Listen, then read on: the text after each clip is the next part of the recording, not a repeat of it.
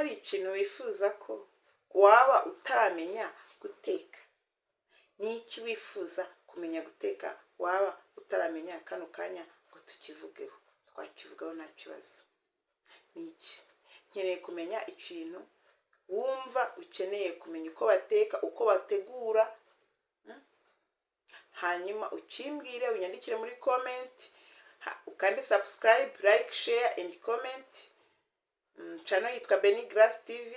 Hanyuma unyandikire icyo kintu tuzagitegure dufatanyije, hanyuma nawe ukimenye. Abantu ni magirirane, hanyuma nyikwereke ukimenye nawe ujye ukikorera mu rugo iwawe. Is delicious. Yego. Ndabashimiye mwese rero, ngo ndategereje.